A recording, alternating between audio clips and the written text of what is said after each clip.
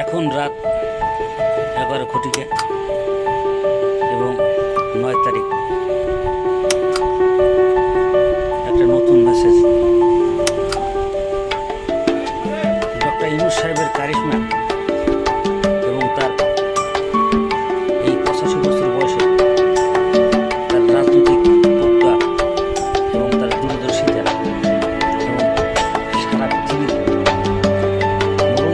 মরণ হওয়া যে কারিশমা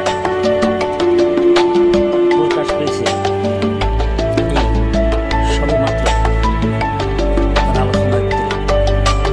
এটা আমি বিশ্বাস করি, কেননা অনেকেই ডক্টর ইউনূস সাহেবকে নিয়ে নানান ধরনের প্রশংসা এবং তার এবং তার ব্যর্থতা নিয়ে আলোচনা করছে। আজকে বলব ব্যতিক্রমধর্মী তার দিকে, সেটা হচ্ছে আপনিও উপলব্ধি করতে পারবেন এই ভিডিওটা করার পর।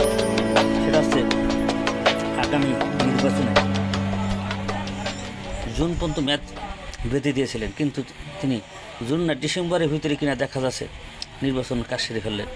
তবে কারিশমা হচ্ছে তিনি বাংলাদেশের 1/3 ভোটার, 12 কোটি ভোটারের 1/3 ভোটারই হচ্ছে তরুণ যুবক, যাদের বয়স 18 থেকে 33 বছর।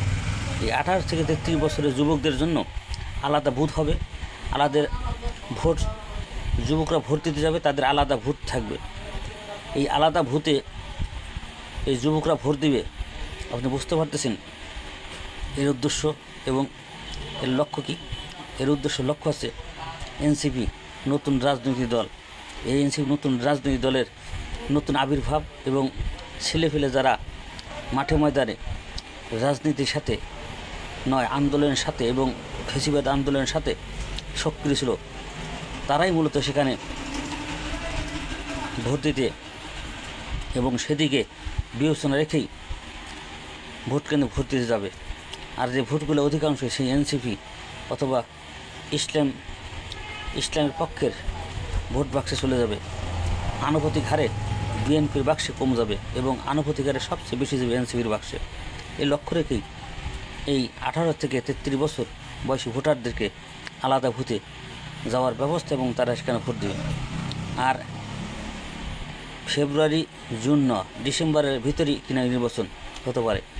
আর বিশেষ কারিশমা হলো এই উচ্চকক্ষ আর নিম্নকক্ষ।